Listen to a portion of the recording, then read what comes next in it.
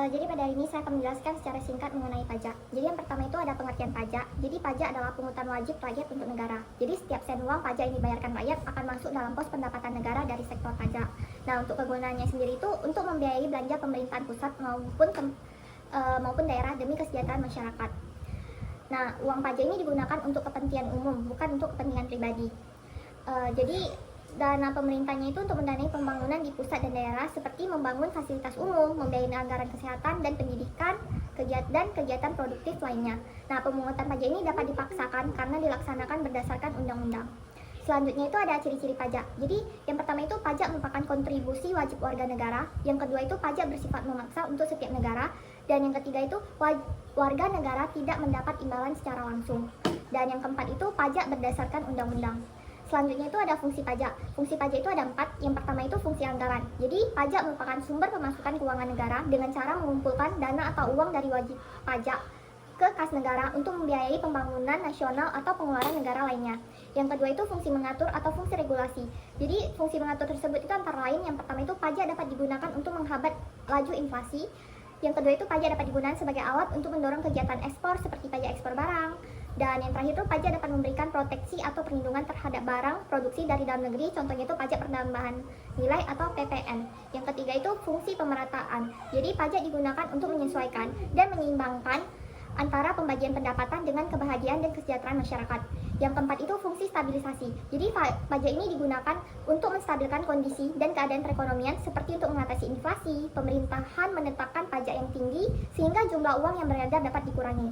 Sedangkan untuk mengatasi kelusuan perekonomian atau deflasi, pemerintah menurunkan pajak sehingga jumlah uang yang beredar dapat ditambah dan deflasi dapat diatasi.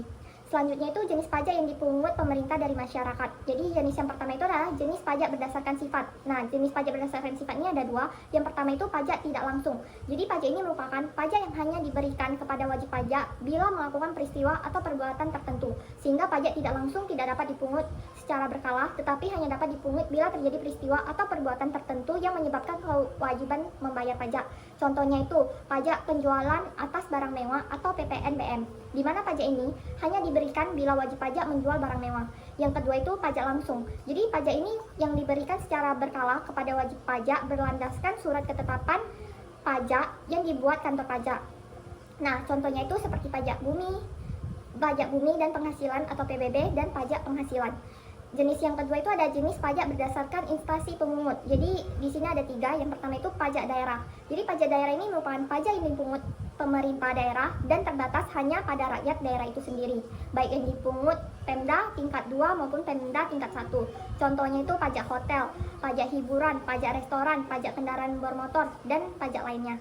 Yang kedua itu ada pajak negara. Jadi pajak ini yang dipungut pemerintah pusat melalui instansi terkait, yakni DJP, contohnya itu PPN, pajak penghasilan, PPH, PPNBM, Bea Matrai, PBB. Dan yang ketiga itu jenis pajak berdasarkan objek pajak atau subjek pajak. Jadi pajak yang di sini terbagi menjadi 2. Yang pertama itu ada pajak objektif. Jadi pajak ini adalah pajak yang pengambilannya berdasarkan objeknya. Contohnya pajak impor, pajak kendaraan bermotor, Bea Matrai, dan masih ada lainnya. Yang kedua itu pajak subjektif. Nah, jadi pajak yang pengambilannya berdasarkan subjeknya. Contohnya itu pajak kekayaan dan pajak penghasilan. Nah, untuk manfaat pajak itu sendiri ada 2. Yang pertama itu manfaat pajak untuk negara. Jadi manfaat pajak untuk negara ini pajak digunakan untuk pengeluaran negara yang bersifat self-liquidating, misalnya untuk pengeluaran proyek produktif. Yang kedua itu pajak digunakan untuk pengeluaran reproduktif seperti pengeluaran yang akan memberikan keuntungan dalam segi ekonomi bagi masyarakat, misalnya seperti pertanian dan lainnya. Yang ketiga itu adalah pajak yang digunakan untuk pengeluaran yang bersifat self-liquidating dan tidak produktif seperti pembangunan untuk sebuah monumen bersejarah dan lainnya. Yang selanjutnya itu ada pajak digunakan untuk pengeluaran yang bersifat tidak produktif seperti digunakan untuk pembangunan anak yatim dan pertahanan negara.